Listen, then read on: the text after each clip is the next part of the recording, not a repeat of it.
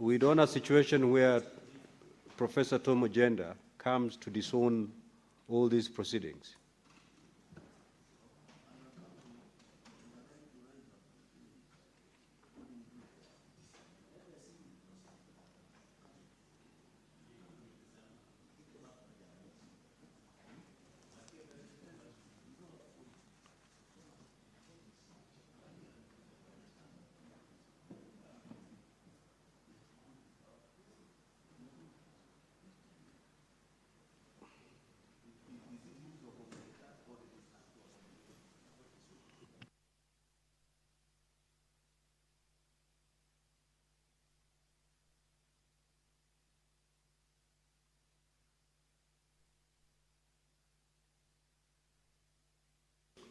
Senator Manzo, you are properly instructed. You may proceed to ask the question on behalf of the Senator for Kisumu County. Thank you, Mr. Speaker. The Senator for Kisumu County, Senator Professor Tom Ojenda, Senior Counsel, MP, is asking the question to Cabinet Secretary for Roads and Transport, 026. A, could the Cabinet Secretary indicate the current status of investigations into the fatal bus accident that occurred on 9th August 2025 at the Coptic roundabout in Mamboleo along the Kisumu-Kakamega Highway, which claimed the lives of 26 persons and left several others injured? B, has the Minister undertaken a road safety audit and black spot mapping for roads leading to Kisumu City? And could the Cabinet Secretary provide timelines for the implementation of the remedial measures, including installation of signage, speed control mechanisms, and enhanced traffic enforcement? C, what measures have the Ministry put in place to address the rising number of fatal accidents involved along distance passenger buses, particularly on roads serving the western region of Kenya? Thank you, Mr. Speaker.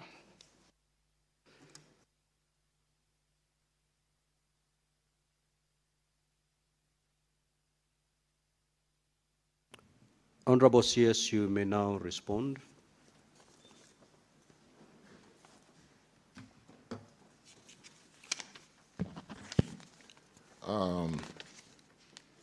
Honorable Speaker, Senate, honorable members, good morning, and sorry for coming late. Earlier on sought the indulgence of the majority leader. I was held up in a breakfast meeting with various banks on this securitization for the road maintenance levy to support our infrastructural work, which is currently going on across the country. Honorable Speaker, honorable members, to respond to question number 026, this morning raised by Senator Ojenda. Mr. Speaker, sir, it's my pleasure to respond to the question as raised by the Senator for Kisumu through Senator Manzo. As communicated via the letter dated 19, reference November 2025, and another letter dated 4th March 2026. The question, to just recapture that the Cabinet Secretary states the current status of investigation in the fatal bus accident that occurred on 9th August 2025 at the Coptic roundabout in Mamboleo along Kisumu-Kakamega Highway, which claimed the lives of 26 persons and left several others injured. Mr. Speaker, sir, the National Police Service is the lead agency that conducts the formal investigation in the cause of crashes. They review witness statements, driver actions, vehicle conditions, and any elements that may constitute criminal negligence. Honorable Speaker, the National Police Service have not finalized their report yet. However, I wish to report that the Ministry, through its implementing agency, the National Transport and Safety Authority, NTSA, has compiled technical crash analysis report as annexed in my report this morning. To address the safety concern at this roundabout, the Kenya National Highways Authority, KENHA, conducted site visits in August 2025 and subsequently redesigned the Coptic area crash road section. The proposed work involve the construction of the segment as through traffic road rather than that roundabout, complete new pavement layers, improve drainage, and enhance safety features to ensure safe and efficient traffic movement. However, works are yet to commence due to budgetary constraint. The ministry shall prioritize in the current budgetary cycle to reconstruct the section as long-term corrective measure. So I want to undertake that we'll work and provide funding through the current budgetary cycle. As an immediate measure, Honorable Speaker, members, the section has temporarily been secured using crash barriers to mitigate risk while awaiting full intervention. Right turning movements at the junction remain prohibited as part of the temporary closure measures currently in place. Additional safety enhancements have been implemented, including road marking and installation of 2 retro-reflective road studs. What you see, we call them cat eyes, to improve visibility for road users. On the second question, which is has the ministry has undertaken a road safety audit and black spot mapping for road leading to Kisumu City, and could the Cabinet Secretary provide timelines for implementation of remedial measures, including installation of signage, speed control mechanisms, and enhanced traffic enforcement? Mr. Speaker, sir, I beg to respond. Road safety assessment has been conducted on the Kisumu-Kakamega A1 road at various intervals to ensure safety standards and address potential hazards. The initial road safety audit was performed in December 2019, providing a comprehensive evaluation of the road safety features and identifying areas requiring improvement. A follow-up audit was carried out in November 2023 to monitor progress and implement necessary corrective measures. Additionally, a standalone inspection of the 3 roundabouts along Kisumu-Kakamega A1 road was conducted in August 2024. That inspection focused on the Coptic, Konambaya, and Riyadh roundabouts, assessing their design, signage, and overall safety to mitigate accident risk at those critical junctions. The Ministry of Roads and Transport, through the implementing agency, KERA, KENA, and KURA, and of course NTSA, have undertaken road safety audit and black spot survey along the following roads leading to Kisumu County. Road safety inspection within Kisumu-Busia Road, road safety inspection Kiboswa section, road safety inspection at Awasi-Mohoroni Junction, and construction works on audit Mamboleo Great Lakes University.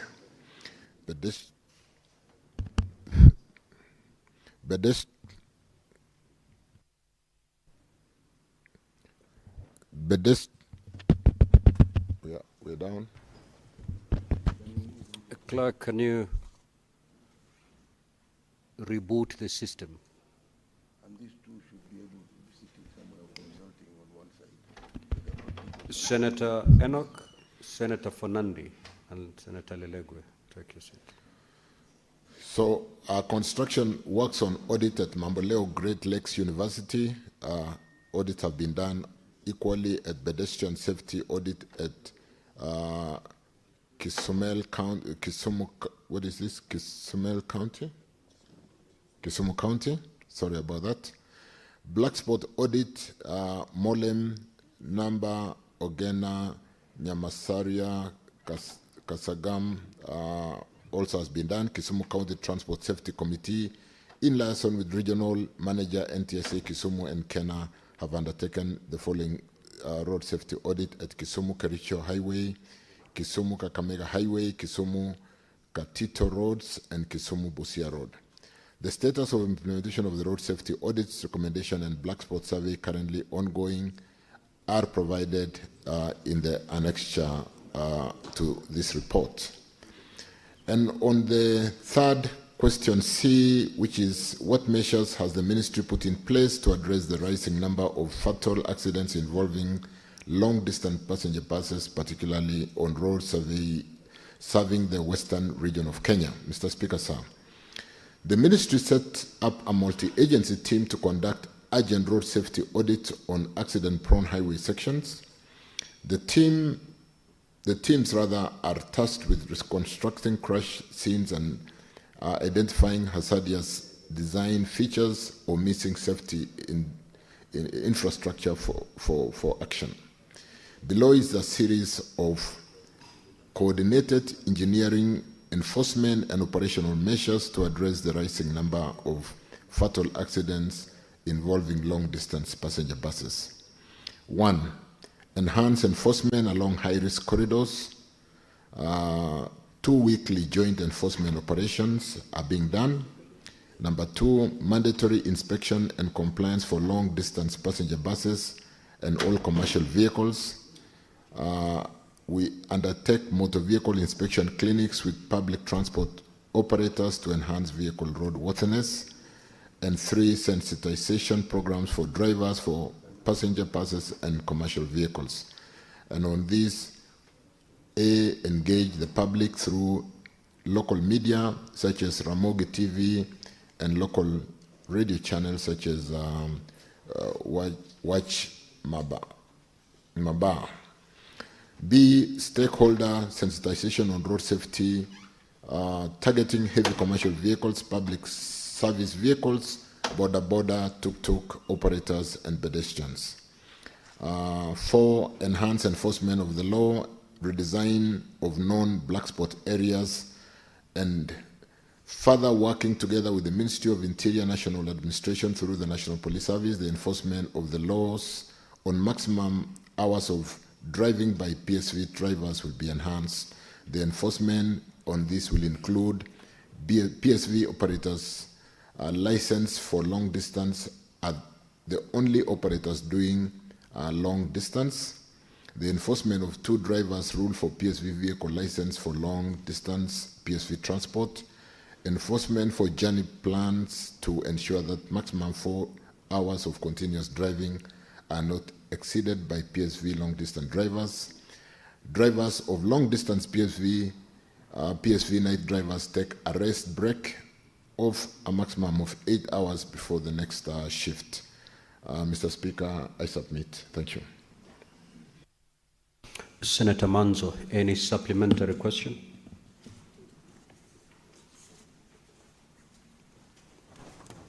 Thank you, Mr. Speaker. There are 2 supplementary questions.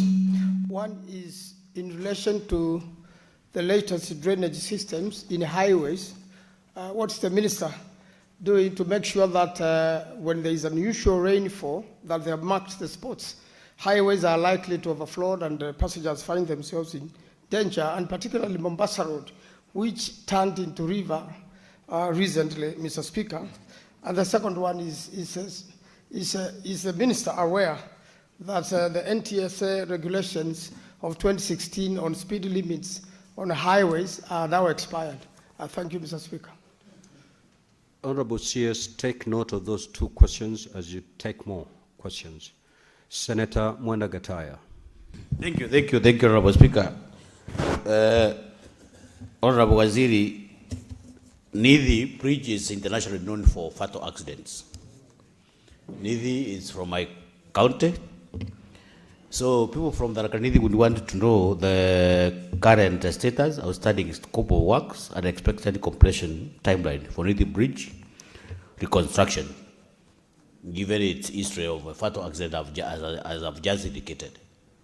Senator Mazayo. If you're not ready, Honorable Senator, you can take your time. Senator Beth Siengo. Thank you, Mr. Speaker. My question goes to the CS. Mombasa Road was meant to become a dual carriage, and I understand American company was to do that work. When is it due to be done so that we may reduce accidents? Thank you. Senator Fernande. Mr. Speaker, I want to ask the following question. This issue of accidents, especially in our roads, is a big problem. So, Speaker, I want to ask the Cabinet Minister Davis Chirchir, there is this road called Eldoret, Musoriat, Kapsabet, Chafakali Road, which is very narrow and has continued to cause a lot of accident and loss of life because it is very narrow.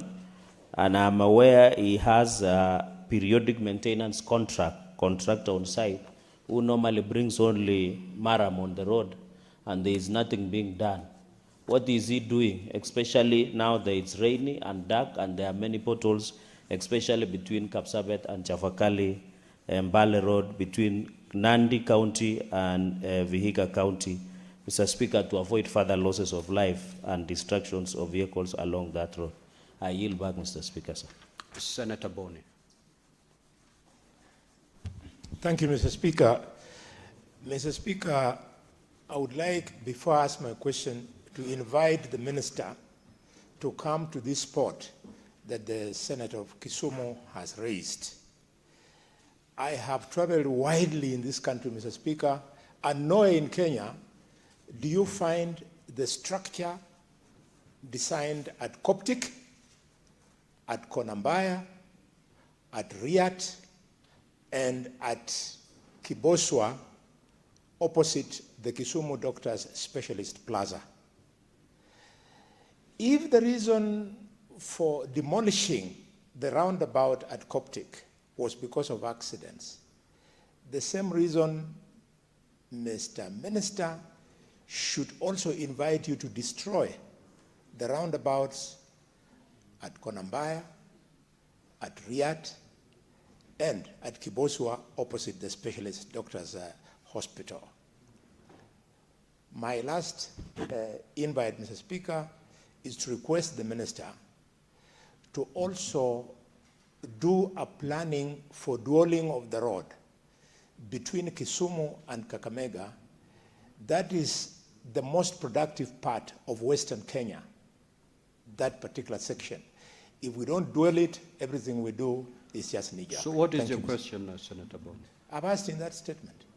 I've asked about, one, knocking out the roundabout at Coptic, which he has done, at Konambaya, at Riat, and at Kiboswa, opposite the Specialist Doctors Hospital. And I've asked Mr. Speaker that as the minister plans to come, he should do, is he considering to do dualling of that section of the road from Kakamega to Kisumu? And I added a rider that is the most economic part in terms of transport facilitation infrastructure in the western part of Kenya, combining Nyanza and Western Province, Mr. Speaker. Senator Kenyo. Thank you, Mr. Speaker. My question goes to the Cabinet Secretary. He has indicated to us that the people responsible for investigation is police, which is true. But again, before the police have concluded their investigation, they have gone ahead through the NTSA and decide to do some redesigning. But again, you're telling us you don't have enough resources, or you don't have enough resources to do that work. Then, are you concluding your investigation that it's because of the infrastructure that we had this accident, or the investigation of police should stop? Because the police can end up concluding that the investigation can end up showing that the reason for the accident is driver's negligence. What comes first? Thank you, Mr. Speaker. Senator Mbugua. Senator Mbugua. Thank you, Speaker. Mr. Minister, to enhance road safety management in this country, the NTSA introduced the second generation smart driving license. Could you appraise this House the progress in that matter? Thank you. Senator Mazayo. Asante Mstahiki Spika. Swali langu kwa waziri ni kwamba ni lini ile barabara inayotoka kuanzia ile barabara ya Kilifi ya Kilifi kwenda Mombasa ama Mombasa kwenda Kilifi inayopitia pale Shariani. barabara inapita pale Shariani kuelekea juu pazuri, na vile vile kuweza kuendelea kuanzia pale pazuri ikifata hiyo barabara kuenda mpaka Pengilikani dispensary. Ni lini barabara hiyo itaweza kutengenezwa ili kuweza kusaidia watu kuenda hospitali na kuweza kutoka hospitali na Honorable Senator for Kilifi, yes. The subject matter here is safety in our transport system. So your question should be aligned to the subject matter. Otherwise, there's so many roads that are incomplete, and many honorable senators would wish to know when they'll be completed. But that is not the subject matter today. The safety concerns is, you may proceed, but it must have that component of safety concerns, because that is the main question. So any supplementary question must then flow from that. So you may proceed, Senator Mazai.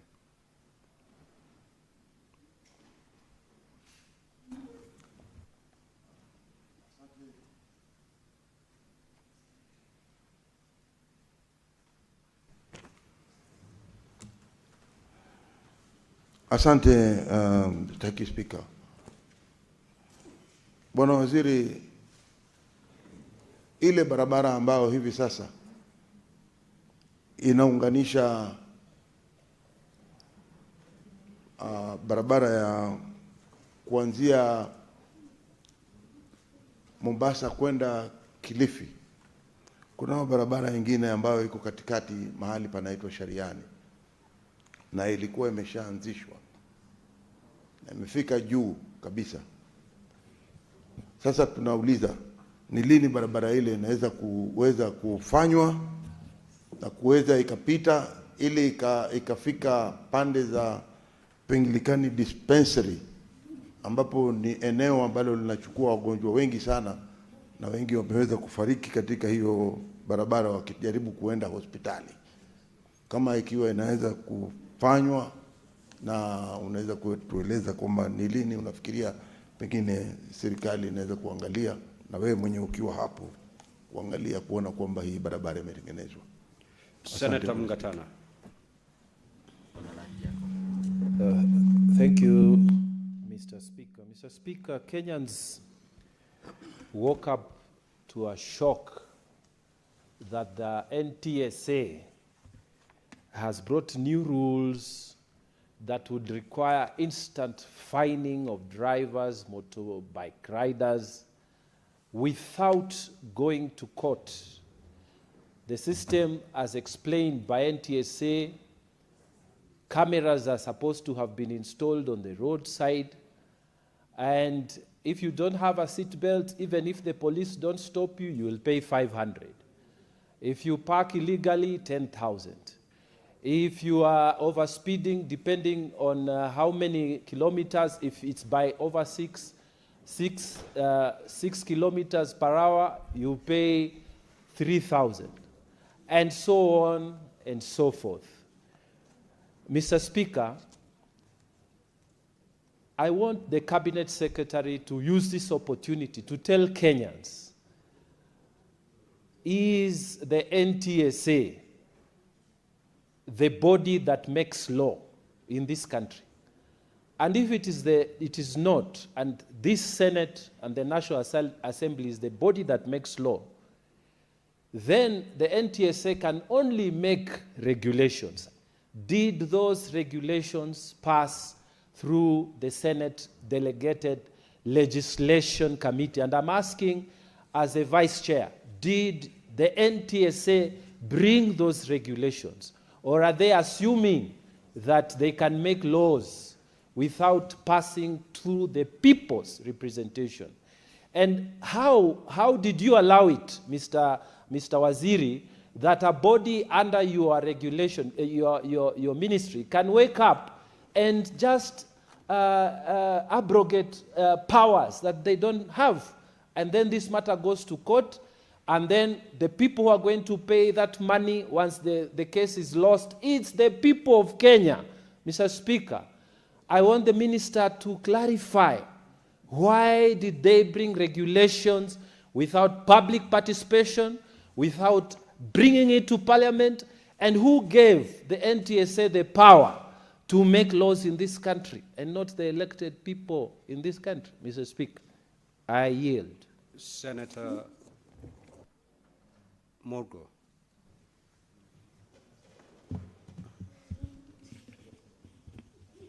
Thank you very much, Mr. Speaker. I would like to ask the CS Transport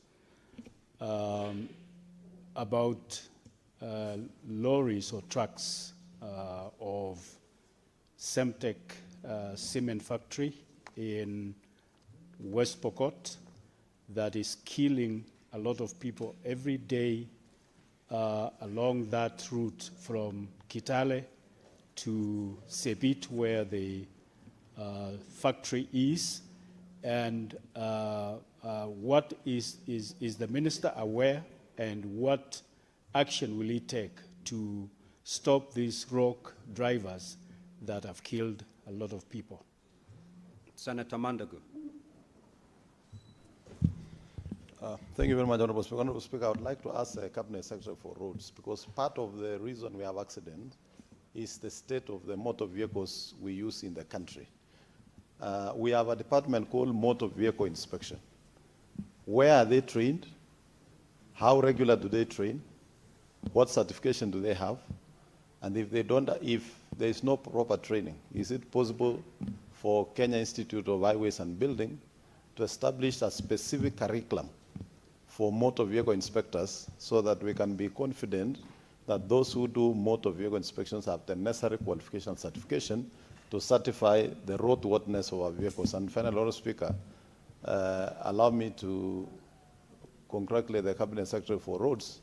Ever since he went to that docket, Honorable Speaker, we have seen equity in terms of development of roads in this country and the distribution of the resources. And I also want to say that the move by NDSA is innovative, notwithstanding the legal challenges that I have undergone, Honorable Speaker. That matter is going to save Kenyans a lot of time they waste running around police stations and finally even increasing Senator the bribery Mandagu. index in the country. Thank you very much, Bana CS. You may continue in that direction. The Senate Majority Leader. Senate Majority Leader. Why are people disrupting Senator Mandagu while he's making a very solid point? No, he's not supposed to make any point. He's supposed to Mr. ask Speaker, a question. no, but we are here talking about road safety. Yeah, and is people the are minister talking, supposed people to like respond? Akina Mungatana are speaking a lot of English while people are dying Yes, on our the roads. response, that response must come from the CS, not to a colleague. Mr. Speaker, our roads must be safe by any means. Majority Leader, It doesn't matter. You cannot purport to respond to that question. I'm not responding. The I was just CS commenting. will do that. I was commenting on what Senator Mandago is saying. You may proceed That it to is ask the right your thing question. to do. Mr. Speaker, I rise. Senator Mungatana, allow the Majority Leader to ask his question. I have already ruled him out of order and is now orderly. Majority Leader, you may proceed. Throw him out, Mr. Speaker. You know, and these lawyers must declare interest, Mr. Speaker, because they want to represent people in court instead of allowing technology to work, Mr. Speaker. Mr. Speaker, my question to the minister is with regards to a particular road which he's very much aware of, and it's still on the context of road safety.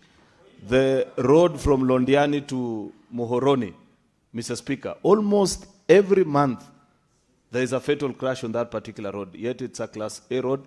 There have been promises by the Ministry of Transport, including, I think, in the year 2023, if you recall, Mr. Speaker, when the whole country woke up to the shocking news that nearly 50 market women had been crushed at Londiani Junction, Mr. Speaker. And there was a promise that there was going to be a redesign and an approach to that entrance right from Londiani all the way to Moroni because of the steep nature of that particular location. Yet, up to date, Mr. Speaker, we have not heard anything from the Ministry of Roads and Transport.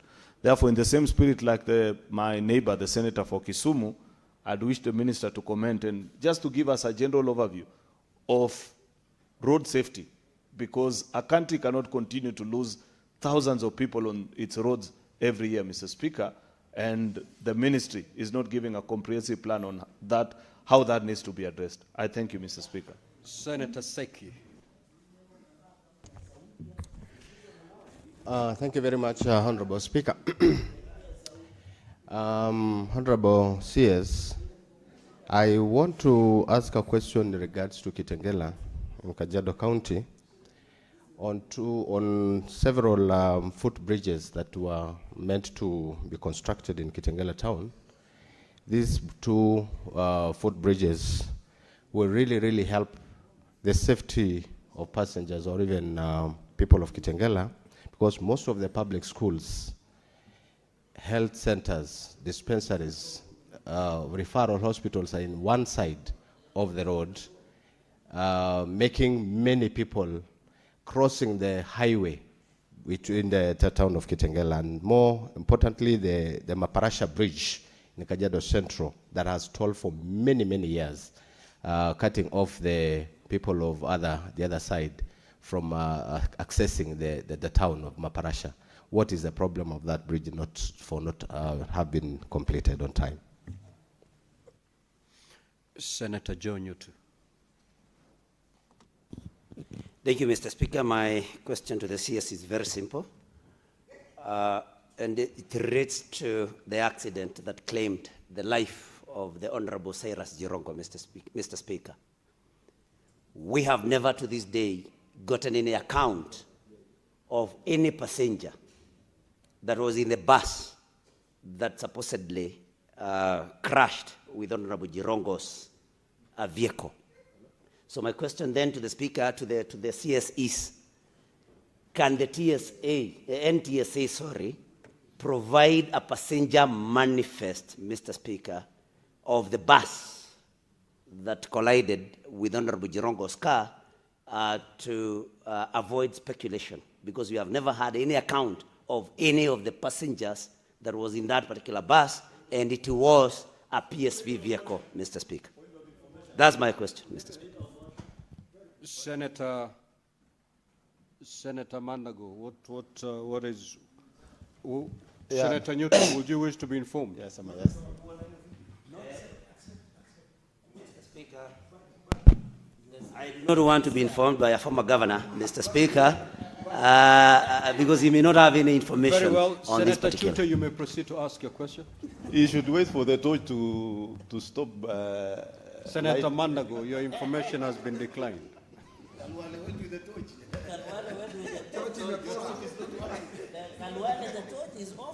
Thank you very much, Honorable Speaker.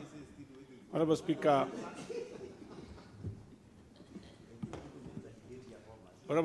let me, first of all, take this opportunity to thank the Minister and also the Kenya Kwanza government for the road from Rironi to Mau Summit. Honorable Speaker, I asked this question, the question I'm asking now, I asked this question last week. The Minister came before a committee, the roads committee, and I asked him this question. And he said he's going to check and answer as soon as possible. So, Honorable Speaker, on behalf of the Kenyan people, while thanking the Kenya Kwanza government for this road, Rironi, Mau Summit is 175 kilometers, costing 200 billion. And then there is a road, Ogodugu, Bobo, in Burkina Faso, 332 kilometers, costing 46 billion shillings.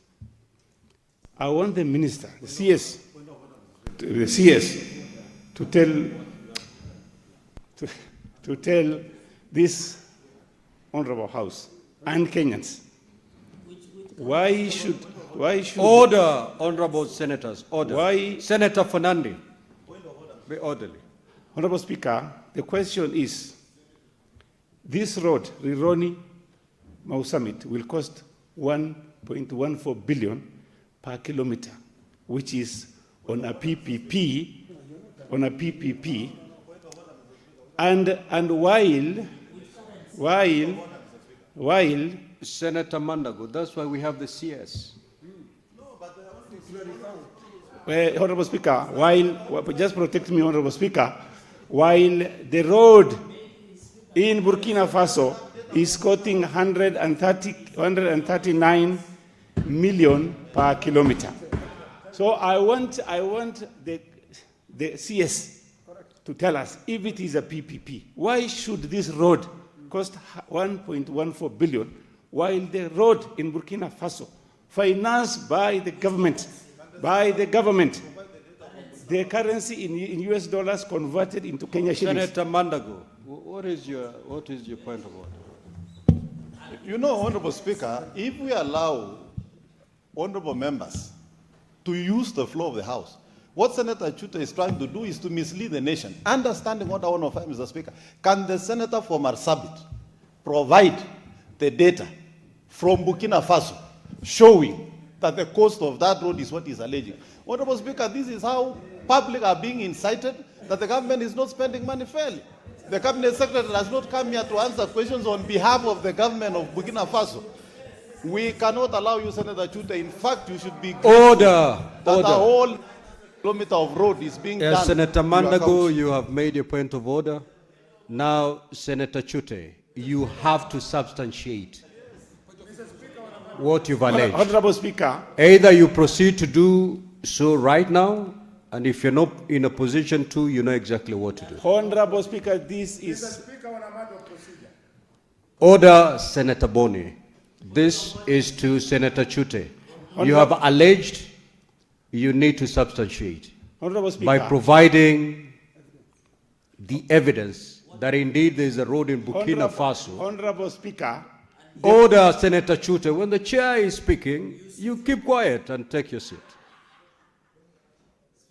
A point of order has been raised against what you've just said, Senator Chute.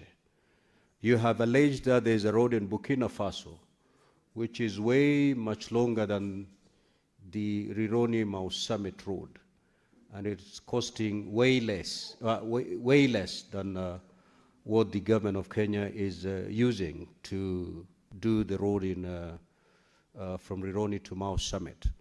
Now, you need to substantiate that allegation by putting forth evidence that indeed, one, that road exists in Burkina Faso, two, it was tendered for that amount in whatever currency, so that the country and this Senate can have evidence and facts to compare to come to the conclusion that you want them to come to. So would you wish to substantiate right now? If you're not in a position to, you may proceed to seek to clarify on a... Senator Chute, you may proceed. Honorable Speaker, I'm just wondering, this is a question I've posed to the CS, which is capable to answer those questions. And the chair has made a certain direction, fine. which you need to abide. Honorable Speaker, that is fine. I have all the evidences, and I wish you've given me, you should have given me time to ask the question. If the CS says it's okay, it is there, then there is no problem. If it is not there, then that is the time I'll bring evidence. You see, but because you ruled, Honorable Chute, I have given a directive on this matter. That is a premature directive, but fine. My question is, Honorable Speaker, is if Honorable Chute, you're out of order. You either proceed to substantiate or I'll ask you to leave the chamber. Honorable Speaker, I will do that. Good. Given time. But can I ask my question now? Are you in a position to substantiate instantly? If not, you know what to do. Honorable Speaker, I think you are being unfair to me. Because what I am trying to do is... It is you who has alleged, and who alleges proves. Not alleging, I have a question. And I want an answer on my question. It's a question time. Senator Chute, you are basically wasting the Senate's time. I have given you a very straightforward. Senator Kinyua, leave the chamber immediately. But it's supposed to be, how can you produce evidence instantly? Even the minister.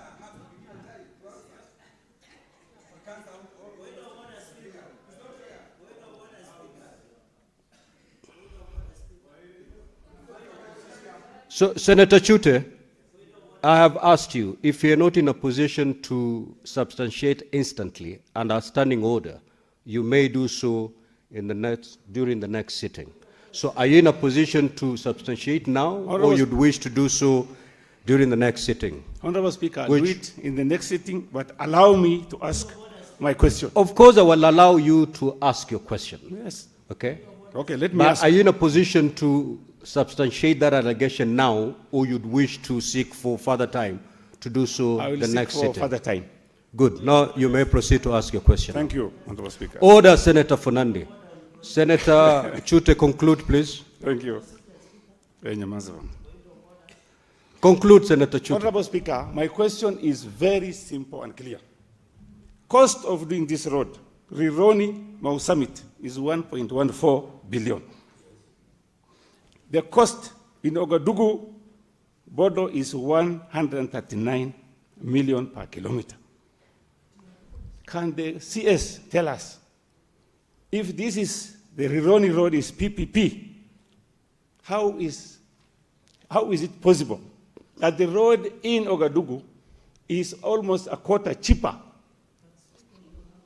three-quarter cheaper than this Senator Chute, let me guide you. Let me take it slowly so that you understand.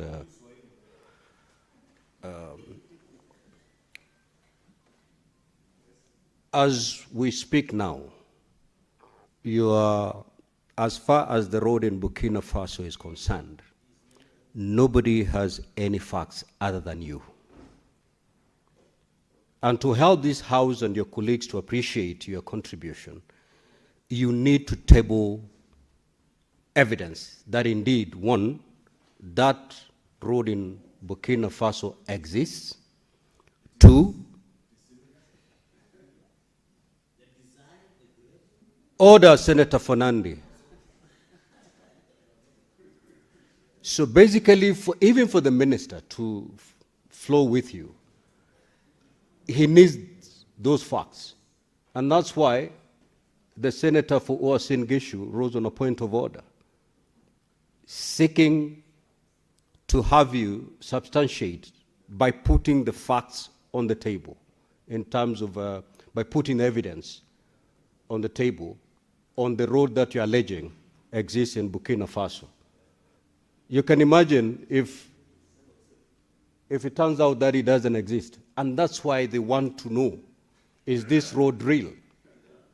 Are the facts being alleged true, so that they can be able to appreciate your contribution? So any question touching on that road that is yet to be substantiated cannot fly. Senator Beatrice Akenyi. Honorable Speaker. I'll come to you, Senator Boni. Let's hear the question. Honorable Speaker, I want you to go on record that as a people from the Western region, we would like that road to be done like yesterday. Senator Chute seems not to know the experience we have had over the years. Honorable Speaker, coming to my question, to the CS roads, CS, why wouldn't we as a nation declare road accidents as a national disaster, so that as a country we can put more focus on that based on the people we have lost and continue to lose? That includes even the loss of border people. Thank you. Senator Boni, what's your intervention? Thank you, Mr. Speaker. I am concerned purely on a matter of procedure. The minister has had the question. He has not been given an opportunity to say whether the things, because he's supposed to be informed, that the member of the Senate is alleging are false or not. Mr. Speaker, it's marks of an attempt of the Senator of Washin-Gishu and Nandi to shield the minister. Senator Boni. Senator Boni. Yes, Mr. Speaker. Just take your seat. Take your seat. If anything, Senator Boni, the question by Senator Chute is not admissible. It's not a supplementary question. Even to give him all that latitude, I was hoping ultimately he will coin it in such a way that it comes out as a supplementary question. It has zero concerns of safety because the subject matter of the primary question is safety in our transport system. Senator Chute's concern is the cost of a road, which has got nothing to do with the primary question. And therefore, let's leave it there, because I ought to have ruled him out of order from the onset. But I allowed him to continue talking, hoping that ultimately he'll bring out the safety aspect of his question, which he failed to do. Honorable CS, you may proceed to respond. Honorable CS, you may now proceed to respond.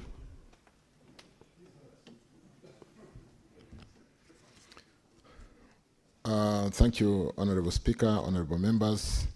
Let me start with the question on the drainage in our highways, which has been raised, caused concerns with the flooding that we recently witnessed, and what is the government doing to address this challenge, particularly in our cities.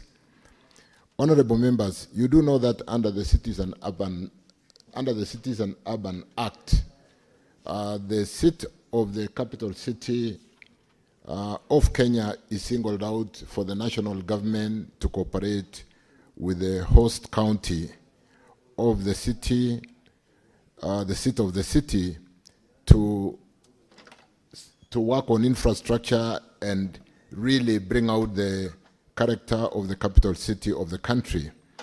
And through that proviso in the Cities and Urban Act, I think it is Section 6, we have lately signed a memorandum with the Nairobi County government to work together and address the challenges of drainage, the challenges of road networks, and lighting of our roads in the city. To that extent, we have a program that we're currently implementing with the Nairobi County government to do that. We are aware that the city has expanded, there's been so much buildings and paving, and that way the seepage area for the stormwater is very limited. We need to expand our drainages. We need to improve on the various aspects of the population growth and the great development in the city. And we are working on that as we currently to ensure that we do dimension and work on the kind of drainages that can support our city and mitigate the challenge of floods when we have the kind of rains we lately witnessed. So, Honorable Speaker, members of Senate, to that extent, for example, the Ministry of Roads through Kura is put some budget of about 8 billion Kenya shillings to support Nairobi County government to address some of those challenges and have design that will address dimensions necessary to offtake the kind of water when we have that kind of rains that we recently had. Let me, with respect to NTSA regulations and whether they came to this, I think the question more importantly was the 2016 speed limits expired, and I'm in the house with our new CEO for NTSA, And I'm advised that there's a lot of work being done by NTSA currently, engaging stakeholders and standards body, reviewing the speed limit regulations and standards, and we are working on that to ensure that we do update and ensure that the speed limit regulations are in place. The question from Wenda Gataya on Nithi Bridge. Let me confirm, honorable members, that this Nithi Bridge, which has been a cause of pain and deaths in that particular region between Meru and Nithi, Tharaka Nithi County, is being designed. We are just finishing the design. We are paying a lot of attention to this, Honorable Speaker, honorable members. The Deputy President would be going to inspect works that are due to start in earnest on this particular bridge. We've designed a bridge which is 900 meters long, a straight bridge, and 100 meters high. The bridge is being checked for the various design details and integrity before we can approve and start construction. We've already procured a contractor. The bridge is funded, and groundbreaking will be done in due course as soon as we sign off the design. And I think the contractor has started mobilizing to site. So Nithi Bridge, a 900-meter long bridge, straight bridge, and 100 meters high, will be a design masterpiece that will be starting construction in earnest in due course.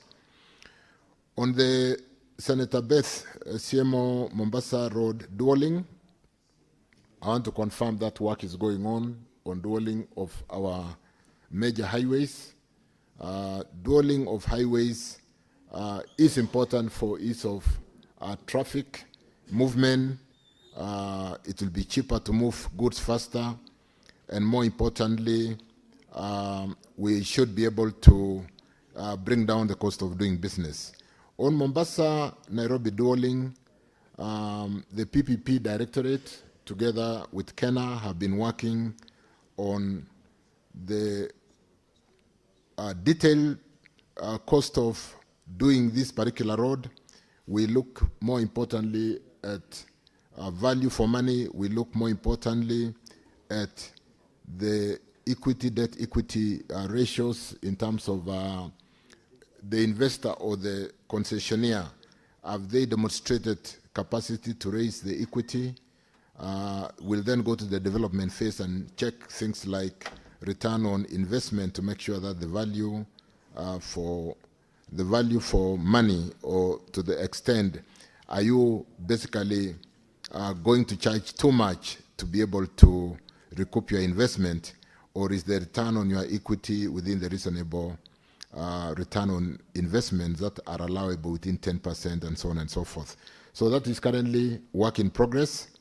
And it's important that, noting that Mombasa, Nairobi, Nakuru, all the way to Malaba is the northern corridor that services the landlocked countries of Uganda, Rwanda, DRC.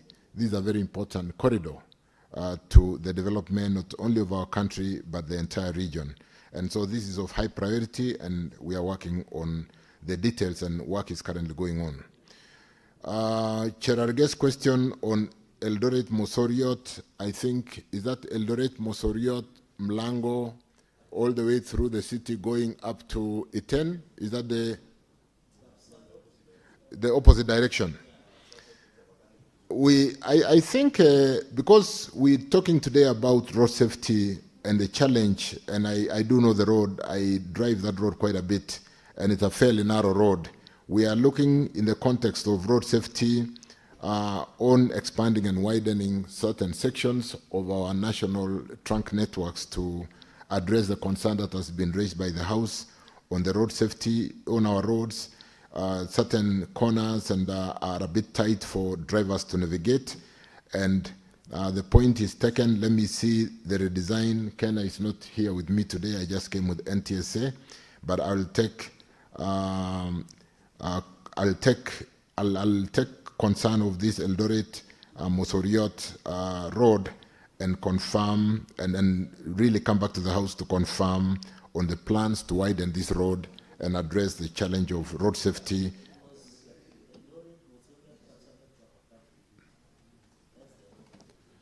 I now understand. I basically mixed up because the Mosoriot, Mlango going to Eldoret and going all the way to Iten have plans for dualing. But I now understand Mosoriot coming down to Kapsabet to Chevakali. I'll follow up that and provide the full information on the plans to widen this corridor and address the road safety of our motorists. Bonnie, on the concern of the purpose why I was in the House today regarding that accident, Konambaya, Riyadh, Coptic, and the redesign, like I said, has been done. You know, members, as economy grows and as vehicle population grows, the design of our roads will need to improve to address the growing population and the findings of the older designs in our roads. It will be nice to have roads which are fair. And to answer that question together with what the police are doing, certainly as we speak today, vehicles are motoring on that road, and we are not getting accidents by the minute, by the hour. So when an accident happens, the question, is it because of the road or is it because of the driver? It can be either. And therefore, before we finish the investigation, it becomes difficult to apportion liability to say the design of the road could have been a contributor. Could the driver have been having a challenge? Was the vehicle properly in roadworthy condition, and so on and so forth? So let's allow the investigation to be completed by National Police Service, but more importantly, allow us to improve the aspects of design and this particular section of the road, as has been done by the various agencies that I did provide in my substantive response. On the dualling of Kakamega-Kisumu road, I think members, you do know that Parliament did really, well, there was a lot of support on the National Infrastructure Fund. The National Infrastructure Fund, which is a fund which has been set up through recycling of mature assets to be able to accelerate development in the other areas where we need funding. And one of the areas which has been identified is using a part of this fund to de-risk dualling of our roads in terms of investors coming in and government participating in as an investor in dualling of our roads. And one of the roads we are currently looking at traffic profiles to confirm bankability based on the population of cars.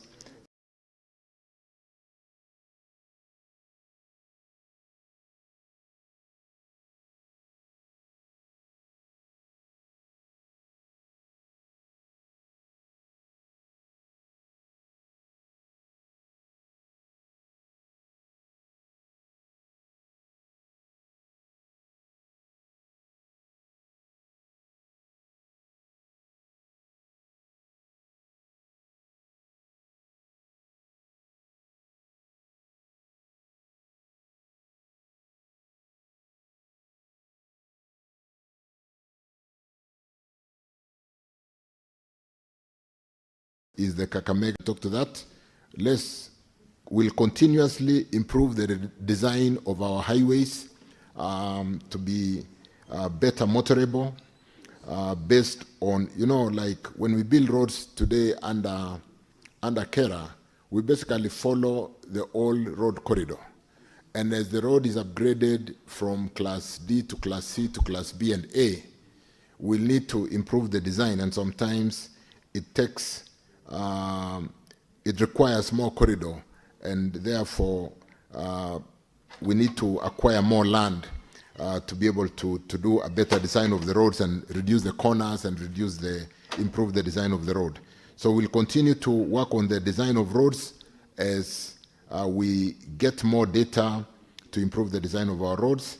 But on the case of infrastructure improvement and driver negligence, those are two separate issues. And I think as we finish this particular investigation, we'll be able to apportion the concern, the blame, into do we need to improve certain sections of the road? And yes, we are improving for that particular Konambaya, Riyadh, Coptic in Kisumu. But where there is apportionment to the driver's negligence or driving under influence or vehicles which are road unworthy, that also must be brought to question. Mheshimiwa Madzayo, Kilifi, Mombasa Road, we are progressing very well. At Mtwapa, we are finishing that bridge. But your question is specific to that section of Sheriaini near Vipingo. And what I'll need to do, because it's a very specific road, let me look at what we'll need to do to connect this particular piece of infrastructure to the Kilifi-Mombasa road and provide ease of movement of people from that particular Sheraini area. So I'll follow up that and either come to you directly or bring the response directly to the House when I come in next. The question from Senator Mungatana on instant fines is currently in court. I want to confirm, Senator Mungatana, that the minor offenses under the Traffic Act, which was passed by Parliament in 2016, did address all the regulations that are pertaining to minor offenses. And they are under these minor offenses, which could be treated as administrative. And we are working with judiciary and the Kenya law reform to basically segregate or separate the minor fines from the fines or from the offenses which must go to court. We are working with the Kenya Law Reform Commission. We are working, of course, with NTSA and all the stakeholders to ensure that we do provide this instant fine system, which is really a facilitation of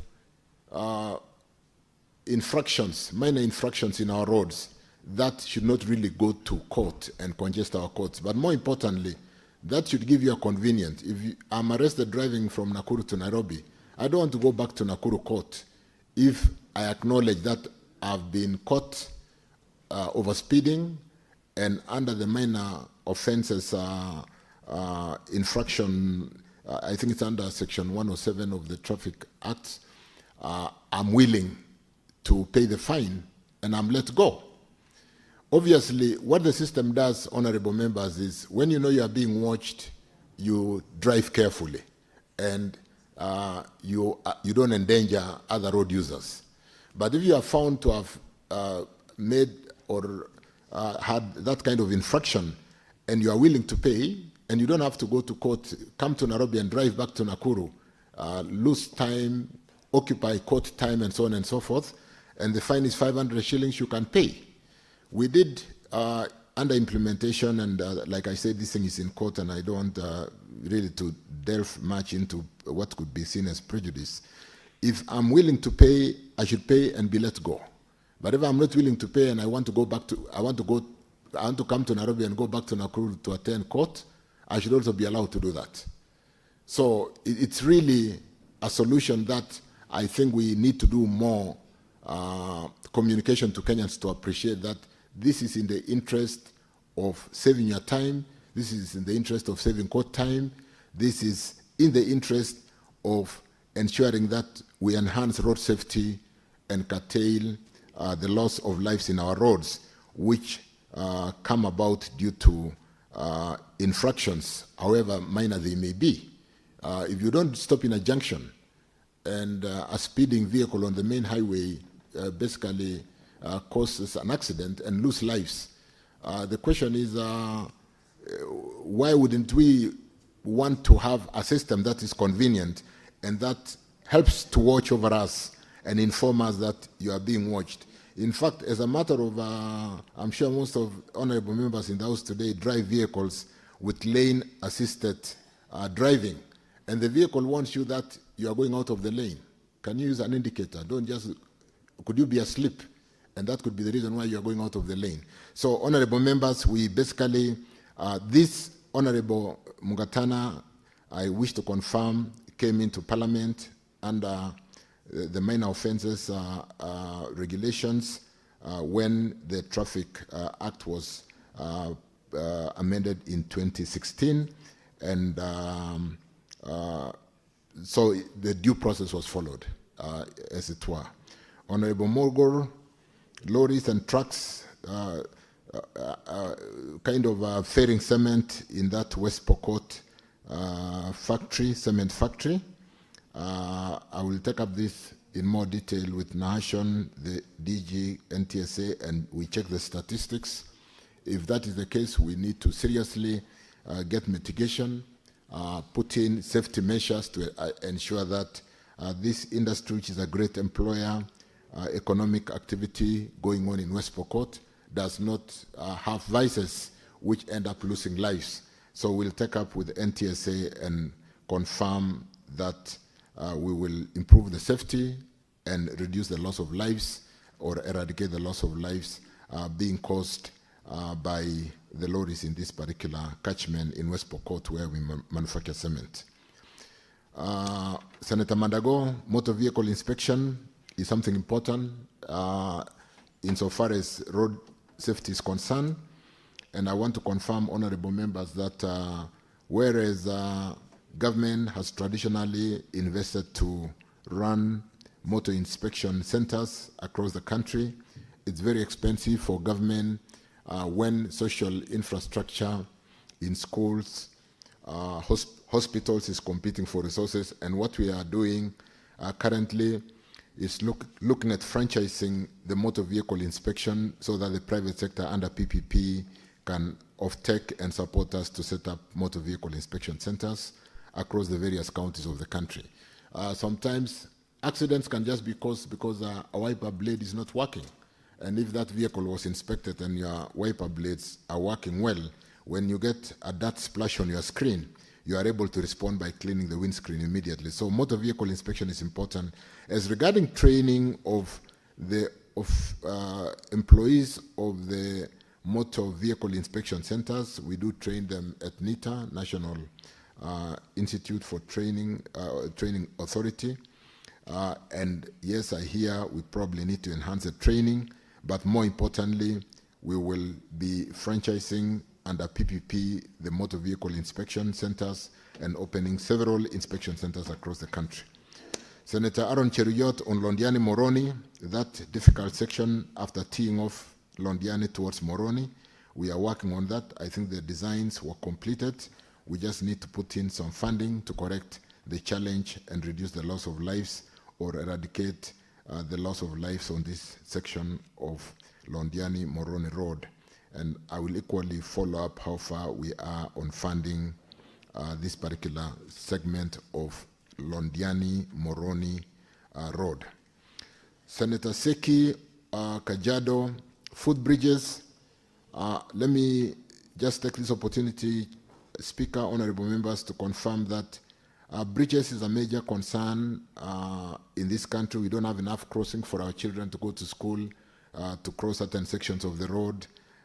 And it's a safety issue when a road which is dual with 3 lanes on either side and children are having to cross the road and run almost 50 meters across the road because of the dual road. And therefore, bridges become very important. But more importantly, honorable Speaker, members, we are doing a framework agreement to bring in Bailey bridges. Bailey bridges can be installed quickly. Bailey bridges are basically military design bridges for quick deployment to address the various crossings across the country. And Senator Seki, we will be deploying several bridges across the country to address crossings, address the safety of our children crossing and everybody crossing the major highways. And on the Mabasha Bridge, let me follow on that to find out completion of that particular bridge, which has delayed. Let me confirm at this stage that we've paid all the pending bills to contractors. And if there is any project that is slowed down, it's not because of pending bills and will be more harder in administrative management of the contractors to make sure that they deliver on time. And so I'll follow up on this Mabasha Bridge in Kajiado. Senator Nyotu on Jirongo's death and whether the manifest for passengers in the bus is maintained. A manifest would normally either be captured at when passengers are loading a bus, or it would be captured through an investigative process, like in a case when an accident has happened. Was the police able to capture the manifest of those who were in the bus? I don't have the details, but let me undertake to get the details and find out whether there was a manifest. But again, that's a subject for investigation, and I think the National Police Service investigation is undertaking that, but I can find out whether there was a manifest. You know, there would be a manifest if it is a very structured public transport vehicle where people book ahead of boarding. But if it is a case where people are the kind of matatu system, you do know that we don't have manifest before people board. But obviously there should be a manifest after the accident, depending on how investigations are being conducted. I undertake to follow up on that. Senator Chute, on the concern of Rironi Mau Summit, the great piece of infrastructure that we are developing for the people of Western Kenya. And I could take this together with Senator Beatrice's question on Rironi Mau Summit. We did visit with the members of the National Assembly Rironi Mau Summit last week to see the progress of works done, and just to report and confirm that works is going on, and sometimes in August, September this year, in another 6 months, we'll open the Rironi all the way to Naivasha to traffic, having dualed to completion. Subsequently, the contractor will go down to open the 57-kilometer road, which is called A8 South. This is Rironi, Maimayu, Naivasha.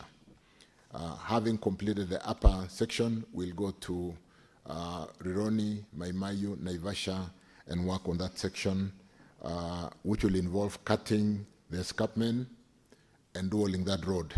And obviously, when you're having to build a road through escarpment and put in heavy breaches and the kind of work that will go on in the escarpment, certainly cost will not be like when you are building a road through a geologically well flat area. And so to basically answer that question, we'll need to see what kind of geological work in Okadugu, Burkina Faso, once we see the data has been directed by the speaker, and compare it with not the 175-kilometer road, but 232 kilometers. The road we are building, Honorable Speaker, for the information of Senator Jute, is not 175 kilometers. We are building 232 kilometers of road, because we are also building through the escarpment. But more importantly, like I said, the kind of geology will be things that we need to look at.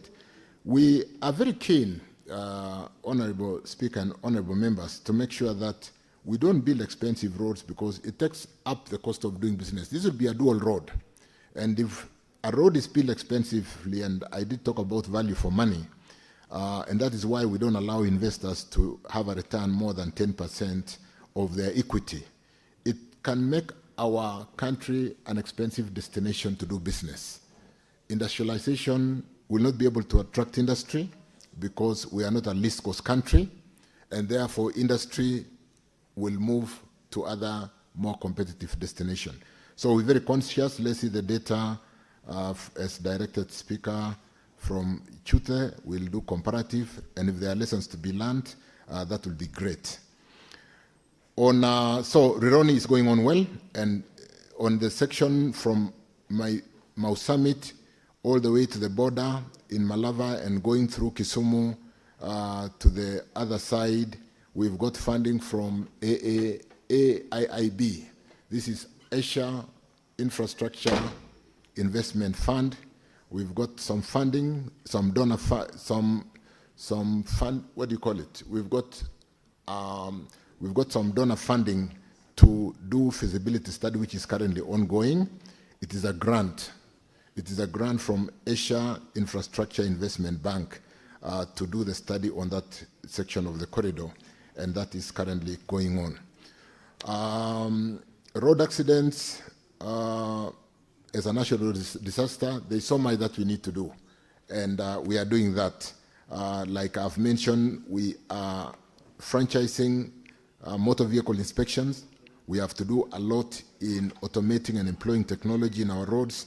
The kind of things we are doing in instant fine or junction cameras that are currently being implemented by Kura to ensure that we do support drivers to ensure that they don't fall asleep while driving, that they don't the minor infractions are managed using employing technology and so on and so forth. But it is a debate we need to have to see whether it's time to declare road accidents a national disaster. But there's so much that we can still do. Honorable Speaker, I think I want to, that's about the questions I captured for now. I thank you. Yeah, thank you, Honorable CS. Honorable members, you know matters roads elicit a lot of attention in this house according to my experience. But we have a few other members who would like to ask supplementary questions. We take very brief time, and also the CS will, you know, the CS is also generous with information. It's giving detailed information to members. So we start with Senator Orekina Rendama. Just one supplementary question. Thank you, Mr. Speaker. Mine will be very brief. And the CS, let me appreciate you for your diligence in responding to queries. I have raised this matter with you, but this morning when the residents of Narok heard that you are coming, it flooded my phone with messages. And I'm just going to read the message, the question, so that I can be brief.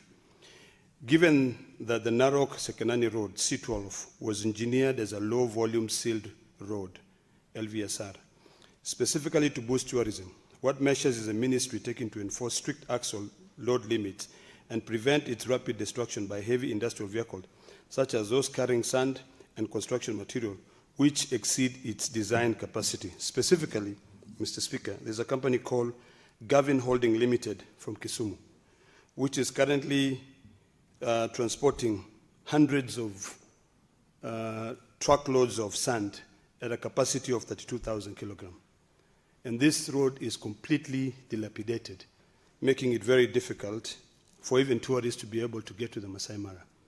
So, Mr. Speaker, I'd like that question specifically answered and action taken to stop this heavy trafficking of those roads, in that road. Senator Abbas Sheikh. Thank you, Honorable Speaker. Honorable Speaker, first I want to thank the Waziri. And I want to ask, Waziri, there's this road which was so much publicized in this country. And Kenyans look forward to see the road from Solo to Wajir Mandera done. And as been promised, and guys have even formed music for that road, calling beautiful names. The road actually is moving at a very slow pace. That is actually even worrying us that this road might not be completed in time, or maybe in the near future. I wanted to know, too, the road is being done in patches. And when it rains, like this time now it rained. And you know, that's the only lifeline that we have, the road we have to Mandera. The roads are becoming impassable almost.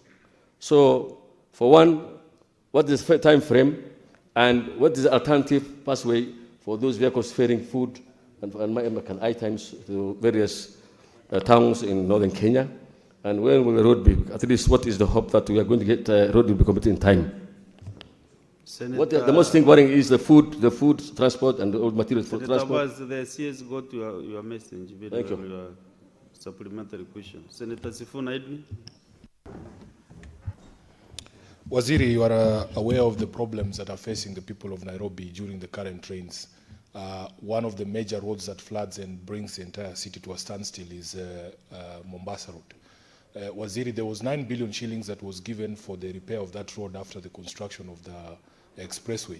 We want to know, are there any plans to redesign Mombasa Road, the old Mombasa Road, to upgrade the drainage system on that road and all the other national highways in Nairobi so that we avoid that flooding? Honorable Speaker, I thank you. Very well, Senator Fatuma Duro. Thank you, Mr. Speaker. Waziri, I wanted to ask that most of the roads in our counties are Maram roads. And every year during the rainy seasons, those roads are washed away. Do you have structured mechanisms where on yearly basis that you are able to maintain those roads? I thank you. Senator Okongo Mogeni. Yes, I wanted to ask Waziri, last time he was here, Mr. Speaker, sir, he promised to erect bumps on Chebirate Nyansiongo Metamayo Road that has been prone to many accidents. Since the time he was here, we have had 2 more fatal accidents, and he had promised that the government was considering expanding that road by dwelling it because of the topography of that area. Could Waziri tell us what progress he has made towards fulfilling the promise that he made when he last appeared before the House? Thank you, Mr. Speaker.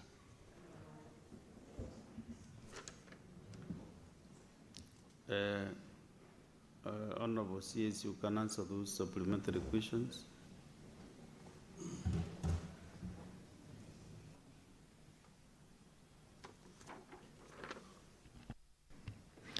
Thank you again, Honorable Speaker, Honorable Members. Olekina, I had a short meeting session with him yesterday, and we discussed this concern on Narok-Sekanani Road. It's a big piece of infrastructure servicing the Mara, where we pride ourselves as a country as the 8th wonder of the world with respect to the wild beast migration. And the Narok-Sekanani Road should not be in that state in which it is at the moment. We are looking at the contractor who is currently doing the periodic maintenance on the road like we agreed. But more importantly, we have scheduled an upgrading of this particular road immediately through a reseal of the entire road so that we don't do patching. And more importantly, address the concern of the axle loads on this particular road. I will be picking up with Kena, particularly this particular cabin holding investor in Kisumu, who is tracking at overweight, but more importantly to address that not just because of the one transporter.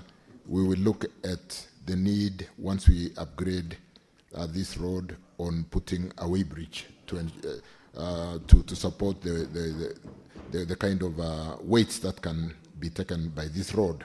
Because obviously the tourist kind of transport system don't have the kind of weights that we've designed for the road.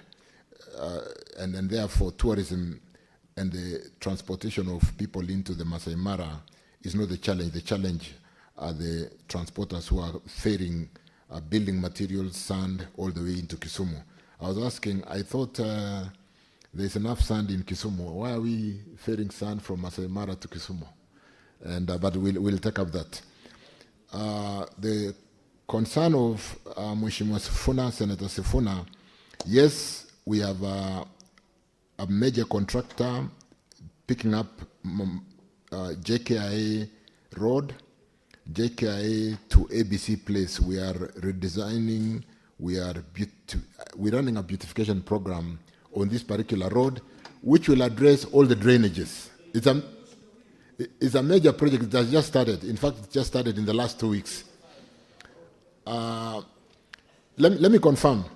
There is a contractor, CRBC, a major contractor in this country, who are undertaking major works on this particular road, including beautification of this particular road, lighting, beautiful gardens, but more importantly, drainages that can offtake the amount of water.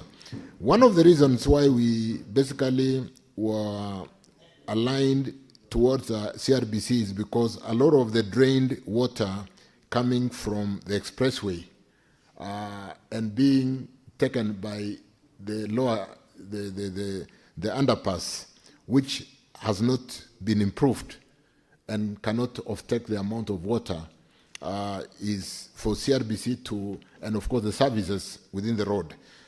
This is going to be a quick project. It will be finished within the next 4 to 6 months, and we'll see a very beautiful highway, not just beautiful, drainages being addressed, lighting, modern lighting, all the way from JKIA to ABC Place, and we'll see that in a short while. The contractor has just started work, and we expect to see a completion within 6 months, and that way we should not expect the challenge that we saw in Mombasa Road with the short rains. Senator Dulo, on structured mechanism to maintain our roads, you do know that the bill is before, the amendments is before Senate on Section 6 and Section 47 of the Kenya Roads Board Act, which has a structured mechanism for maintenance of road through RDLF, or Roads Maintenance Levy. It's a levy that we collect about 70-80 billion every year, and with devolved roads and the requirements of Schedule 4 of the Constitution, the courts did give direction to make good the fact that devolution resources follow devolved functions, and therefore the bill is before this House to ensure that the county roads do get a share of the RMLF for maintenance of roads, and equally, yes, we have a structured mechanism through that fund held by Kenya on the national trunk network can go more into the rural roads for maintenance. So those are some of the initiatives where we see more money coming to support this structured mechanism for maintaining our roads. Senator Mugeni Ogongo, bumps, I need to follow up this. There is no reason why we have not done. That is the easiest ask, and we should have finished with that. I'll follow up. But on the Chebilat, Nyasiongo, that has been programmed for widening, because that is a very narrow section, and like many other areas, including the Mosoriot we talked about with Senator Cherargei, or rather in Cherargei's question, we need to widen that corridor and reduce the accidents. On Abbas' question on Wajir Isiolo, let me confirm that the programs on Isiolo, Kulamawe, going all the way through to Ramu Mandera, we have contractors in all the sections except Samata, Modogashe Samata, and of course Ramu to Mandera. Those were under annuity. Those two sections of the infrastructure, about 143 kilometers, were under annuity. But the annuity cost was very high. The bid price we got was about 60 billion for those two P sections. We then pulled out of annuity, and that has taken time, but we've successfully terminated annuity, and we have agreed with World Bank to take over those two pieces of sections, and we'll be constructing for about 26 billion compared to the 66 billion that could have been deployed on annuity.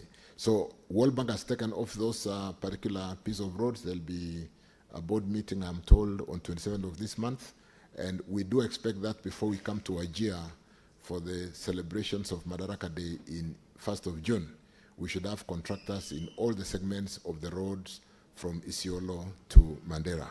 So we are on top of this. It's a great development coming into the region, together with social and economic investments along the corridor. And of course, the cost of security that we are deploying to support the contractors in that corridor means we have to do it very quickly, because not to have contractors in certain sections, whereas we've deployed a 7 billion budget to support security over the construction time, means it will be very expensive to construct that piece of infrastructure. So I want to assure the House, Honorable Speaker, Honorable Abbas, that we are working on the shortest possible time to basically deliver this infrastructure, because it's expensive, from security to the fact that World Bank is supporting us. I don't think funding is a challenge. Most of the sections have just started. So you could see, to construct roads in that section, we build camps, which are built with bunkers. And Abbas will know that a constructor site is in a bunker for security. So that gets very expensive. But a lot of work is being done. We have monthly meetings with my colleague from Interior and my colleague from Defense to address security issues, because the interplay between even the government of where the contractors mostly come from is something that they keep cautioning us and questioning us every so often as to whether their contractors are safe.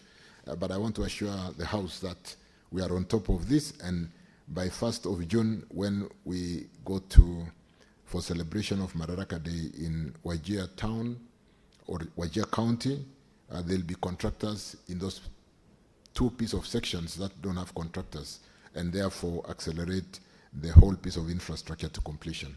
I thank you, Honorable Speaker. Thank you.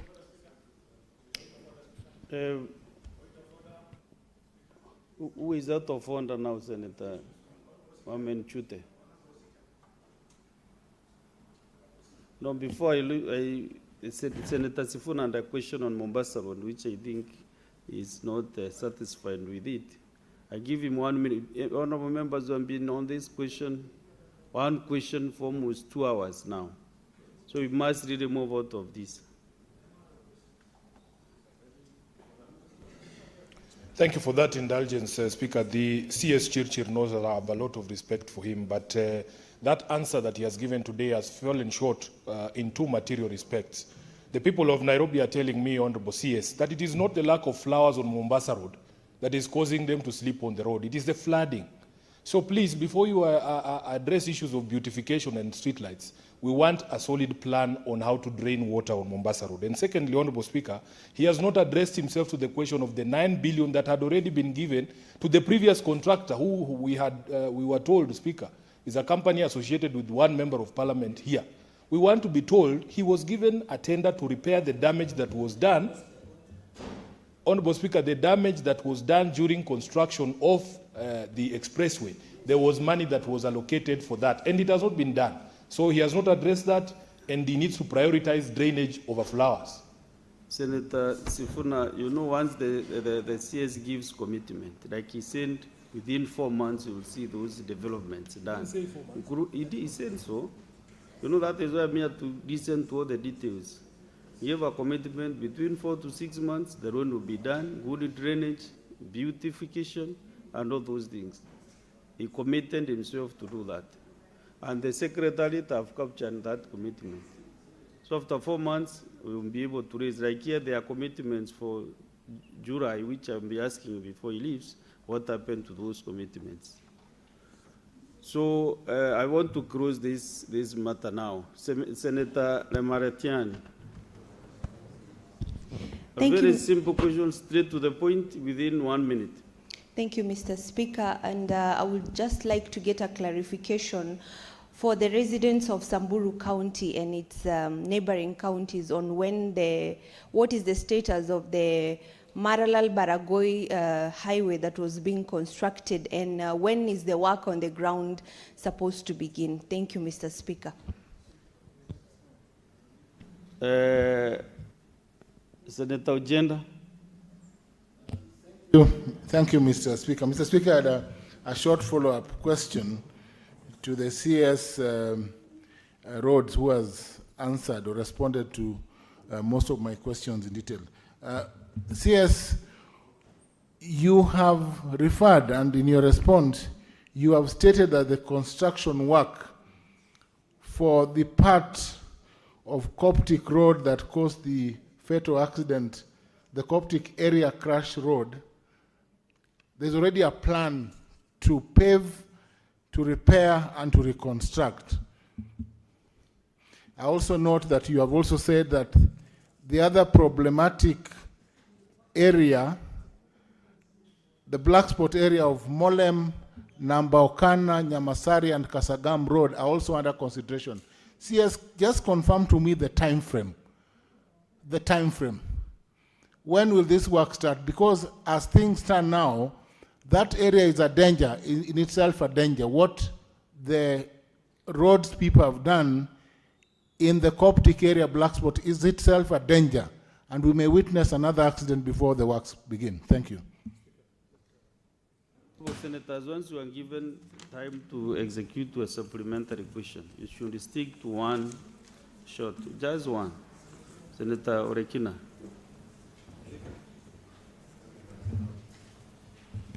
Thank you, Speaker. Cabinet Secretary, people are watching in Narok, and I just wanted to know whether it's possible, and they appreciate what your response, whether it's possible to send a mobile weighbridge to that road immediately, so that we can try and save at least that road for the high season coming in. We know you spent 3 billion shillings to build that road. We don't want to see the 3 billion go to waste. Thank you, Mr. Speaker. Senator Medu, you know, this is like you are making like you are not sure whether to ask this question because you have just pressed the system. Mr. Speaker, I was very certain that I want to ask this question unless the popping up has just happened on your screen now. I think I've been since I came, and mine is also very straight and short, precisely on two roads that the CS is very well aware of. The road from now Wanjohi going to Kinangop, and the road from Mairuinya to Shamata and Kariamu. And the reason why I know the CS is well aware about is because, and my question is specific. Why is it that every time the president visits Nyandarua, he visits Kinangop and visits Daragwa, the contractor comes back on site? When he leaves, Mr. Speaker, I know you are very, very, just relax, Senator Jalagay.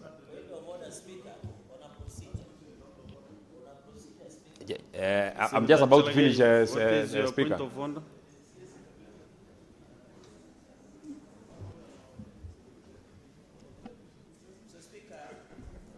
I rise under Standing Order 51B. A question shall not be made on the pretext for debate. That is part A, 3A, and, Mr. Speaker, B of include the name of a person, nor any expression not strictly necessary to render the request intelligible, and also on supplementary question, it must be attached to the root question. I appreciate our brother just walked in. It must on the safety of the road. Is it in good faith, or is it in order for the Senator of Nyandarua to try and ask questions that is relevant and introduce a debate, Mr. Speaker, and bringing the president into the mix? He can do those politics on the corridors of streets. Senator Medu, you know, if you're asking a question on that road safety, don't introduce other names of members of the public who cannot be able to come to this floor. So don't take advantage of your presence here to mention other names. That will not be allowed. Okay, thank you very much, Mr. Speaker. Then let me work on the, you know, some people here get very agitated when we speak about the president. He's our president. We have no people in this house. We have honorable senators. Okay, some honorable senators get very agitated when we mention the president. I mean, he's the president of Kenya. If he doesn't want to be mentioned, he has other duties You that have he no can question to ask? undertake. So my question on safety, Mr. Speaker, and I don't know why this Senator Jaragai keeps disturbing people. Why don't you allow us to speak? I've been given the floor. You shall get an opportunity to speak. Just keep quiet and allow us to speak. Why are you addressing Senator Chalgei? Because he's the only one who is Who disturbing gave you me. the floor? It is you who gave me the floor. Then why are you addressing Chalgei? Why are you allowing him to shout at me? No. Now you are Okay. degenerating this house into a showdown, which I can't allow you to do that. Okay. Why don't he allow me to ask my question? My question is on safety. So, Mr. Speaker, the question I was asking, whether he's aware that out of the nature of that road, especially the section between Mairuenya to Shamata, we have had countless number of accidents because you see, the contractors leave they come to site and then they leave the road in very, very, very bad, in a more worse state than they even found it. And so therefore, we keep getting our vehicles, many accidents happen out of that negligence of the contractors. That is my question. So CS, just respond to those few questions and then we close this session.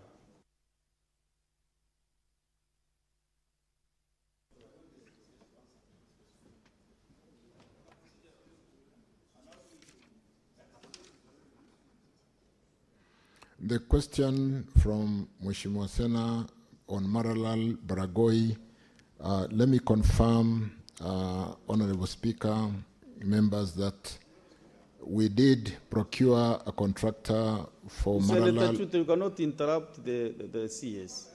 Yeah, you wait until he finishes. We did procure a contractor for Maralal to Suyani towards Baragoi for 20 kilometers of pitmen, upgrading to pitmen, and equally for Kisima, Sura Aduru, on this other lower side for upgrading of 20 kilometers. Work should have started in earnest because this road was equally launched, and I will follow up to make sure that work has started. But yes, we have a contractor on these two pieces of infrastructure from Maralal towards Baragoi, 30 kilometers to Suyani, and 20 kilometers from Kisima to Sura Aduru, upgrading equally 20 kilometers.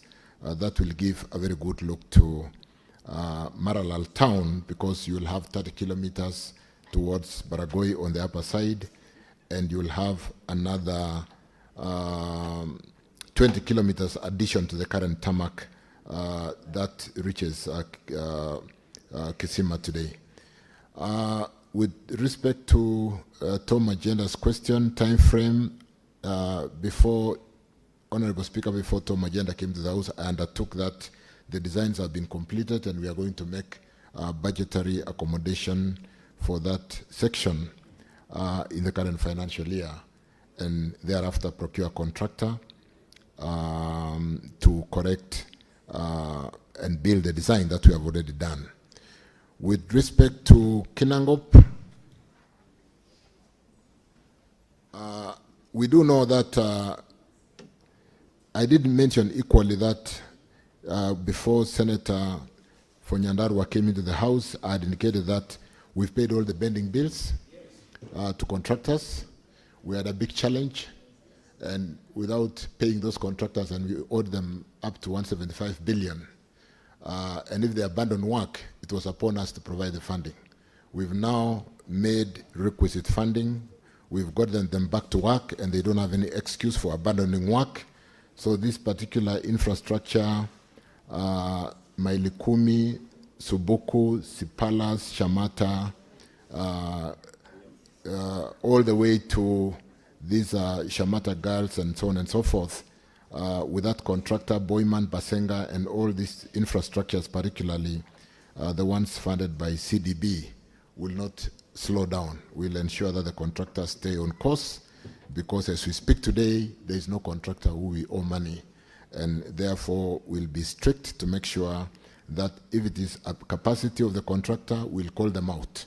But if it is a question of funding, we have paid them, and we've made plans to continue supporting the contractors as they give us certificate for works done. Honorable Speaker, honorable members, I want to thank you. Regarding Olekina's question on providing a mobile weighbridge, like I said, this is a piece of infrastructure. Weighbridges have only traditionally been more on national trunk networks with Kenya.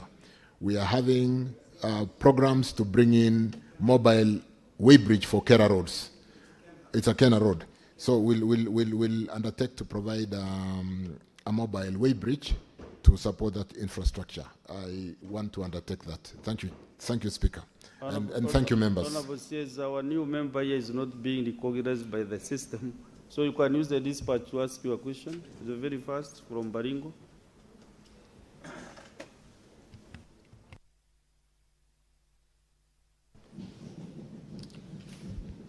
Thank you, Mr. Speaker and Honorable CS.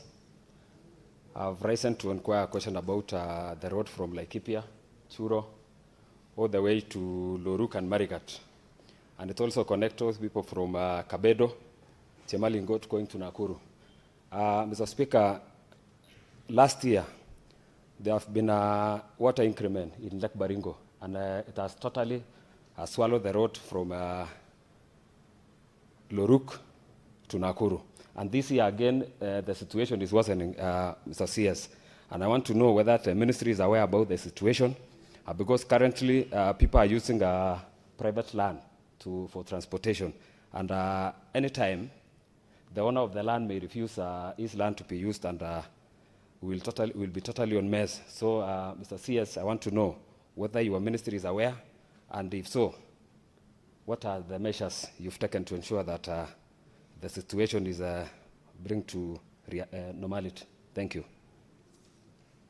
Yes, Honorable CS.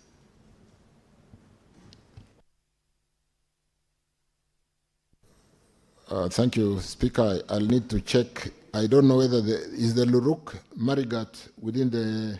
This is the road from. Is it Parpelo to Tsigor?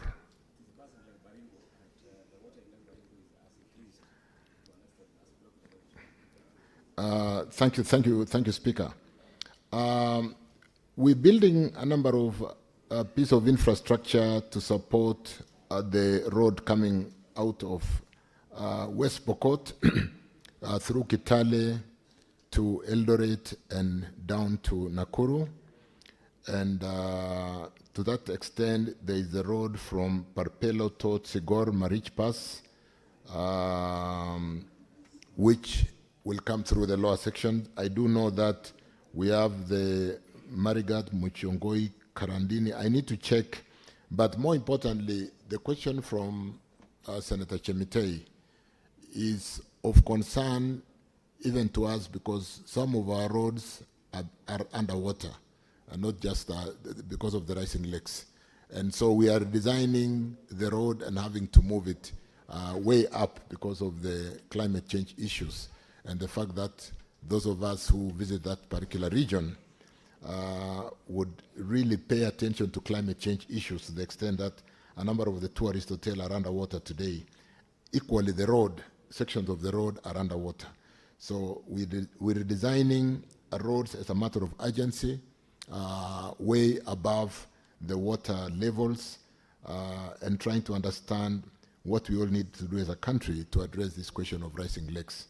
And so I want to assure the House, I want to assure Mheshimiwa Chemitei that we will work on that. I'll want to pay more attention on where the design is today and how we are going to quickly support to relocate the redesigned road and provide funding to ensure that the people for this particular region do have access to markets and people can move to their homes. I thank you. So, Honorable CS, before you leave, there were 3 commitments that were copied to your ministry. I understand the Secretary shared this information with the ministry. whether maybe you have something to say about them. One was from Senator Mwihaji Faki, which was to follow up with the Kenya Urban Loans Authority to provide an explanation on the steps being taken by Kura to address the flooding issues affecting the section of the rings loaned in Mombasa County near Quickmart Supermarket.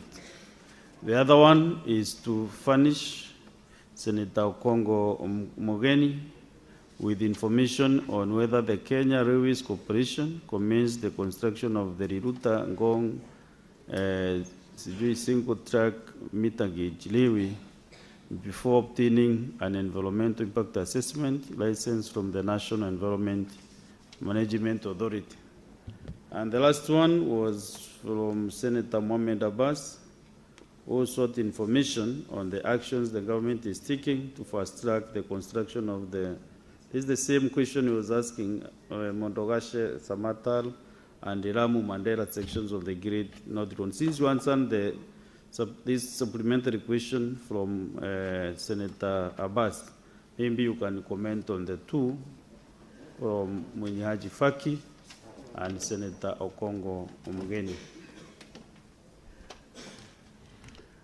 Thank you again, Speaker. Thank you, members. I did make a commitment to provide a response on the question, like you've said, Honorable Speaker, regarding the Quickmart supermarket in Mombasa area, Link Road, which had been a source of perennial flooding because of the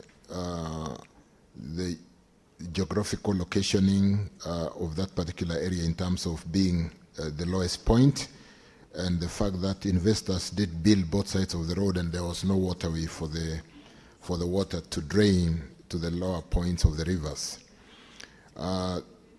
Speaker, I do have a written response. I have signed it.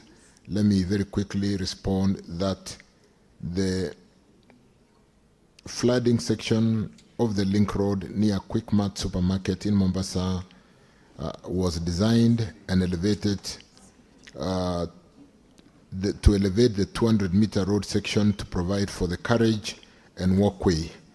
I do have the response, including the pictures. That we've fully constructed the area. There is no flooding today. I want to confirm I did visit that particular section 3 weeks ago, and it's a beautiful piece of completed work with paved walkway already done, including rehabilitation of the Quickmart section, culvert installation, sinking of new vertical drain, 5 in number, desilting of existing vertical drains, pothole repair and patching, and performance-based maintenance already signed up.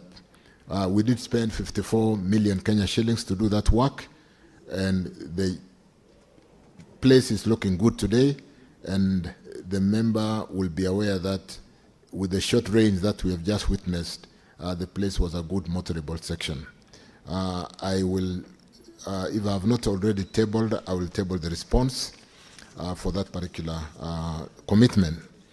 The second commitment I did make with respect to Senator Abbas' question on Ramu, Samata, what do you call Modogashe, Samata, and Ramu Mandera, the last section of the corridor at Mandera. I've really answered this this morning in the course of engagements, but the government of Kenya had initially planned to upgrade the Modogashe-Hapaswen Road section under the Road Annuity Program, like I said earlier, as Lot 3 within the public-private partnership framework. The Lot 3 project included 68-kilometer Class A road from Modogashe-Hapaswen extending to Samata, as well as 75-kilometer Mandera-Ramu. The contract for upgrading of Lot 3 project was awarded to HAS Consortium GVR Infra in joint venture with Shandong High Speed Nile Investment Company. However, due to cost-related challenges, the government of Kenya decided to scrap the road annuity program, leading to termination of the contract for Lot 3 road project. As a result, the government is now shifting to engineering, procurement, construction financing mode for upgrading of this particular Lot 3 section. In addition, through the National Treasury, the Government of Kenya has requested additional funding from the World Bank under the Horn of Africa Gateway Project loan to upgrade the Lot 3 road project. This includes the only 2 unfunded section of Isiolo-Mandera Road, corridor of which Modogashe-Abaswen section forms part. The delay in completing the upgrade of Modogashe-Abaswen Road section is due to the challenges experienced in terminating the contract with the engaged annuity contractor has consortium for Lot 3 annuity project, which required legal intervention and the delay in securing funds to compensate the terminated contractor due to budgetary constraint.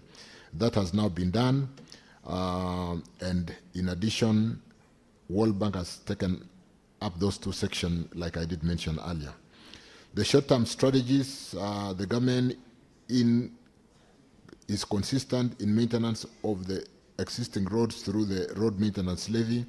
This is through construction of engineered gravel road, as well as undertaking routine maintenance, spot improvements, and so on and so forth. But as soon as we bring on the contractor, we'll make sure we do equally maintenance ahead of works. It's a long, detailed response, Mr. Speaker, and I do have the written response which I've signed, and I will table it before the House. On the final one, regarding whether we did build the rerouter, let me just very quickly open this. There was that question 93 that I also undertook to bring a response, and the question was the current progress of works on the rerouter Ngong railway line construction. Mr. Speaker, the transport sector is recognized as a key pillar and critical enabler in achieving Vision 2030 long-term development strategy and bottom-up economic transformation. Development of efficient transport system in rural and urban areas is therefore a key factor in supporting the country's development strategies. The government of Kenya, through Kenya Railway Corporation, conducted a feasibility study that resulted in the development of Nairobi Commuter Master Plan 2019. The master plan identified key commuter line corridors for development modernization within Nairobi metropolitan area. That include Nairobi Kikuyu Limuru, Nairobi Rerouter Thika, which is also existing, Nairobi Lukenya Kitengela, Konza, which is also existing, Nairobi Jomo Kenyatta International Airport proposed, Nairobi Embakasi Village existing, and Nairobi Rerouter Ngong under implementation, which is the concern that the member raised under question 109. Rerouter Ngong Road commuter line, which will be linked to the revitalized Nairobi railway station, is also one of the commuter lines identified as critical transport infrastructure under the prioritized integrated transport system for the congestion of Nairobi metropolitan area. The rationale behind the preference of the commuter rail over road transport, that commuter rail is for mass transportation, where one commuter train carries up to 6,600 passengers, both standing and sitting, which is equivalent to 460 14-seater matatus off the road. I wish to indicate that for this particular project, the source of funding for the project is purely Government of Kenya. Mr. Speaker, as regards environmental social impact assessment study, the same was conducted in line with the Environmental Management and Coordination Act. I've also attached my response, which I'll sign and table and deposit before the House. I also wish to add that the project is being implemented under the EPC or engineering procurement construction basis with an independent consultancy for design review and construction supervision in place. Because again, Speaker, members have got a comprehensive written response, let me beg to confirm that yes, we had a court case which has now been lifted and work will therefore progress. I thank you. Okay, CS. That response is sufficient. We will table with the the table office. So, Honorable Senators, that is the end of the session with the CS Loans and Transportation. Thank you, CS, and your team for, again, continuously appearing before the Senate, and you have really covered all your supplementary questions with the utmost precision. And even though you are not even prepared for the questions, you are able to know where the rules are and the status of those rules. So thank you very much indeed. All the best as you serve this good country of ours. So, yeah, that's okay, CS. You are free now to... Sergeant Adams, you can collect the documents from the CS. Thank you. Thank you.